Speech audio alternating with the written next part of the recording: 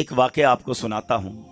بڑا رقت انگیز واقعہ ہے اور اس واقعے سے ہمیں بہت سارے عبرت کے مدنی پھول سیکھنے کو ملیں گے. جلیل القدر تابعی سیدنا حسن بصری رحمت اللہ تعالی علیہ ایک بار اپنے گھر کے دروازے پر تشریف فرما تھے. وہاں سے ایک جنازہ گزرا. آپ بھی اٹھے اور جنازے کے پیچھے چل دیے. جنازے کے نیچے ایک چھوٹی بچی زارو کتار دوڑتی ہوئی اس جنازے کے ساتھ ساتھ جا رہی تھی اور کہہ رہی تھی, اے بابا جان, آج مجھ پر وہ وقت آیا ہے کہ پہلے کبھی نہ آیا تھا. حضرت سیدنا حسن بصری رحمت اللہ تعالی علیہ نے جب یہ درد بھری آواز سنی تو آنکھیں اشکبار اور دل بے قرار ہو گیا. دستے شفقت اس یتیم بچی کے سر پر پھیرتے ہوئے آپ نے فرمایا, بیٹی تم پر نہیں, تمہارے مرحوم بابا جان پر وہ وقت آیا ہے جو آج سے پہلے ان پر کبھی نہ آیا تھا.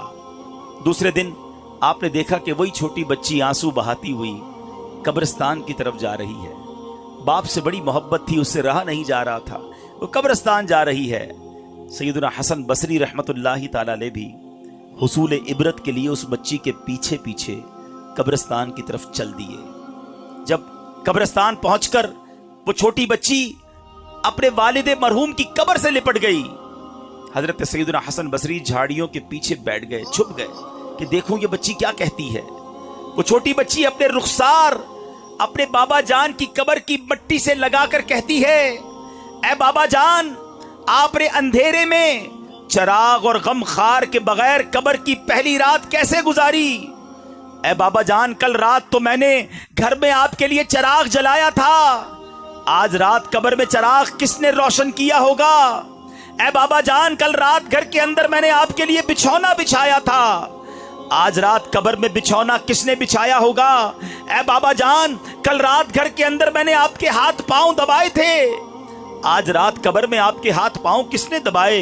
اے بابا جان, کل رات گھر کے اندر میں نے آپ کو پانی پلایا تھا, آج رات قبر میں آپ کو کس نے پانی پلایا؟ اے بابا جان, کل میں نے آپ کے جسم پر چادر اڑائی تھی, آج رات آپ کو قبر میں کس نے چادر اڑائی؟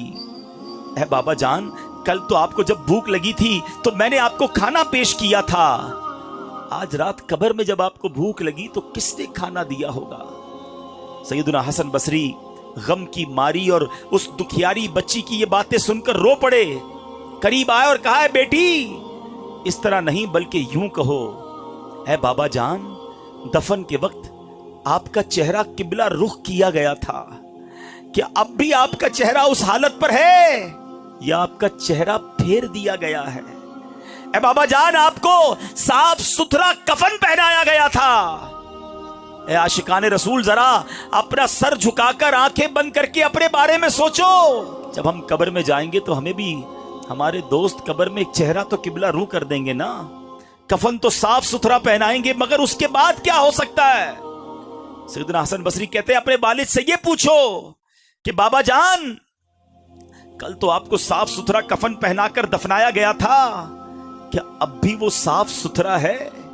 اے بابا جان, آپ کو قبر میں صحیح اور سالم بدن کے ساتھ رکھا گیا تھا, کیا اب بھی جسم سلامت ہے یا اسے کیڑوں نے کھا لیا ہے؟ اے بابا جان, علماء فرماتے ہیں قبر کی پہلی رات بندے سے ایمان کے بارے میں سوال کیا جائے گا تو کوئی جواب دے گا, کوئی مایوس رہے گا. آپ نے اس سوال کا درست جواب دیا یا آپ ناکام رہے ہیں؟ اے بابا جان, سنا ہے علماء سے بعض مردوں پر قبر کشادگی کرتی ہے, بعض پر تنگی کرتی ہے. آپ بتائیے, آپ پر قبر نے تنگی کی یا کشادگی کی؟ اے بابا جان, علماء فرماتے ہیں کہ کسی میت کے کفن کو جنتی کفن سے اور کسی کے کفن کو جہنم کی آگ کے کفن سے بدل دیا جاتا ہے, تو آپ کے کفن کو آگ سے بدلا گیا یا جنتی کفن سے؟ اے بابا جان, کل جب میں آپ کو پکارتی تھی تو آپ مجھے جواب دیتے تھے, آج میں کتنی بد نصیب ہوں کہ قبر کے سرانے کھڑی ہو کر پکار رہی ہوں, مگر مجھے آپ کے جواب کی آواز سنائی نہیں دیتی. اے بابا جان, آپ تو مجھ سے ایسے جدا ہوئے کہ قیامت تک دوبارہ نہیں مل سکتے. اے خدائے رحمان, قیامت کے میدان میں مجھے اپنے بابا جان کی ملاقات سے محروم نہ کرنا. سیدنا حسن بصری رحمتullah تعالی علیہ کی یہ باتیں سن کر وہ بچی عرض گزار ہوئی، اے میرے سردار، آپ کے نصیحت آموز کلمات نے مجھے خواب غفلت سے بیدار کر دیا ہے۔ اے پیارے اسلامی بھائیوں، بظاہر تو یہ ایک واقعہ ہے، مگر یہ قبر کا سفر ہم سب نے کرنا ہے۔ آج ہمارے گھر میں لائٹ جائے تو جنریٹر ہونا چاہیے، پنکھا چلنے کے لیے یو پی ایس ہونا چاہیے۔